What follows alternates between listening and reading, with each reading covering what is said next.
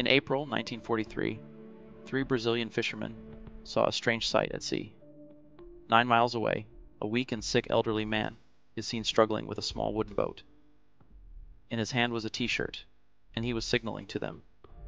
Despite being in such bad shape, this man hadn't lost courage. A few days later, with the help of a translator, his story came to light.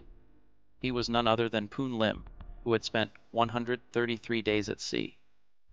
But the question is, how did Jotha Pumalim survive all those days at sea?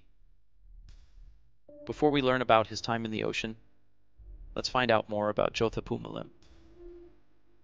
Jotha Pumalim was born in 1918. Pumalim was born on Hainan Island in China. And during the World War and the flu pandemic, Pumalim and his family were living a peaceful life. However, in 1920, when Japan attacked China, their lives took a terrible turn.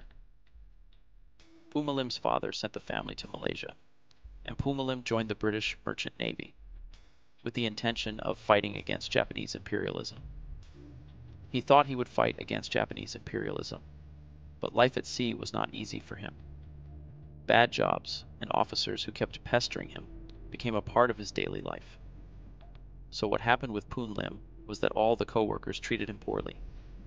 So, in 1937, having had enough, he decided to quit that job and made up his mind to look for a better one. For a few years, Poon Lim worked as a mechanic. But when Japan tried to take over there, he had to flee. Then in 1941, Poon Lim decided to return to the sea. Over the next few years, he survived multiple Japanese attacks. Then, in 1942, he found work on a large transport ship called the Ben Lamont.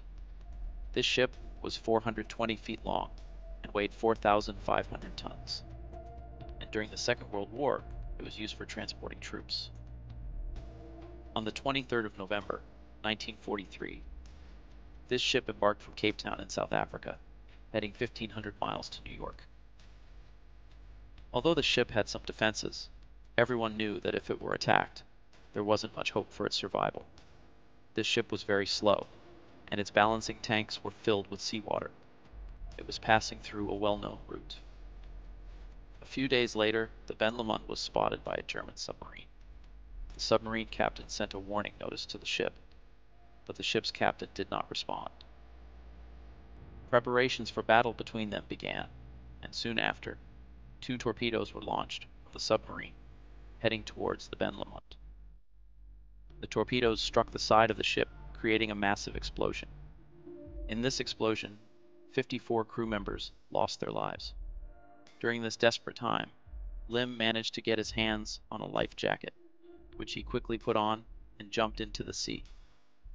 Drifting away from the sinking ship, Lim tried his best to keep swimming amidst the terror, but eventually, exhausted, he stopped. That's when he spotted a small wooden raft, 8 by 8 feet, completely intact. Night fell, and beyond the immediate surroundings, all was darkness. The nearest dry land to the south was 300 miles away, and because of the current, the raft was continuously drifting northward towards Brazil, which was 500 miles distant. Lim began spending his time on the raft, constantly scouring the horizon, but there was no land or person in sight. On the raft was a small survival kit that included a flare gun, 2 electric cooking pots, a broken flashlight, some chocolate bars, a bag of sugar cubes, and a gallon of water, holding 11 liters. Lim thought that since the ship was lost, the Merchant Navy would mount a large operation. But then he realized, why would they allocate so many resources for just one small ship? He began to meticulously use the resources he had at hand to deal with this situation. He also started collecting rainwater. Lim was profoundly grateful for one thing, that he had received training as a fisherman since childhood, and it was this very skill that gave him an opportunity to use the ocean's fish as food. Quickly using whatever he had, he made a fishing implement with a piece of copper wire and a hook. He used biscuit crumbs for bait, and it wasn't long before Lim caught his first fish. He quickly cut the fish he had caught with the sharp lid of a tin pack, skinned it, and even used the guts and the fish's head to catch more fish.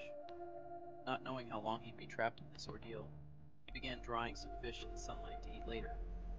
Though it wasn't nearly enough food, he somehow managed to keep arranging for sustenance, despite the dire circumstances. In the coming days, Lim faced merciless storms. The strong accompanying winds often swept his food and belongings into the water as the raft moved rapidly in the vigorous waves. And due to thirst, he would become so distressed that it was difficult even to open his eyes. As the days passed, it also became increasingly hard to catch fish. There were even days when he couldn't catch a single fish. Now, he resorted to catching the seabirds that came near his raft, although he was very reluctant to eat them raw. But he would dry them under the sun's light to eat later. The parts he couldn't eat, he used as bait to try to catch fish. He often fell off his raft because the wood was very slippery. Despite struggling, he somehow managed to get back on the raft. During all this, his hunger and thirst had reached their absolute limits.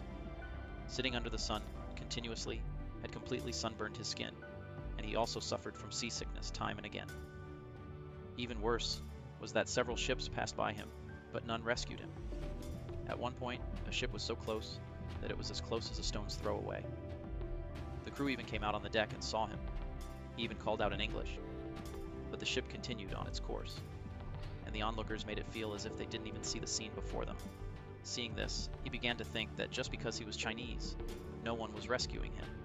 On the other hand, from the perspective of those passing by, he might have seemed Japanese, or they might have suspected that German submarines were setting a trap by leaving fake survivors in the water, to then torpedo the rescuing ships.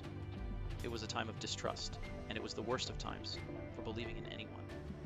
As a result, numerous merchant ships from different countries passed by him, but none attempted to rescue him. After that, a US Navy plane flew right above him, dropping a buoy nearby, which is a tracking device used in the sea. It seemed they may have been planning a rescue, but unfortunately, another storm hit, and he drifted far away from the buoy. Before the crew could return and spot him, he had disappeared once again. Sometime later in the sea, he was spotted by a German U-boat, which might have been the same one that sunk the Ben Lament. The U-boat's crew was taking shots at the seagulls. They looked his way, and then left without offering any assistance. Watching all this happen, Lim had lost all hope, and knew that now all that was left was for him to slowly perish in his suffering from hunger and thirst. Slowly succumbing to hunger and thirst, he thought he would just die there. But then fate took a turn, and a glimmer of hope appeared. At this moment, he was passing through crystal clear waters that were so transparent, they reminded him of his fishing days. This made him realize that land was visible through the water. It meant he was nearing land. Then, on the 5th of April, 1943, 133 days later, he saw a small fishing boat approaching it. Within hours, the worst days of his life had come to an end. He was rescued by 3 Brazilian fishermen after surviving in the Atlantic Ocean for nearly 19 weeks, having lost 20 kilograms because he hadn't had proper food or drink. After a month of rest and getting proper food and hydration, he started to show some improvement. At that time, he was in a hospital in Brazil, and the doctor said he was now in good condition. When the world learned of his story, this ordinary person became an international sensation. To capitalize on the story, the British consul brought Lim to London in 1943. He stopped over in Miami and New York for a while, and later, for his service in the Merchant Navy, King George VI presented him with a medal on behalf of the British Empire. Not only that, the Royal Navy learned a lot from Lim about surviving at sea, so they could teach their own people. After that, Lim settled in the US. At first, his citizenship was denied because the Chinese immigration quota had been filled, but luckily, his fate turned around. Senator Warren Magnuson managed to increase the quota just enough for Lim, and he was told that no one in history had ever survived on a raft at sea from that moment. He said all he wanted was for this record never to be repeated, that such a tragedy should never happen to anyone else again. Lim spent the rest of his life in Burkina, quietly living out his days in New York, and bid farewell to the world in 1991. And with that, we end this video. If you liked the video, please subscribe. Thank you. He spent the rest of his life in Brooklyn, New York, and said goodbye to the world in 1991. With that, we end this video. If you liked the video, please subscribe. Thank you.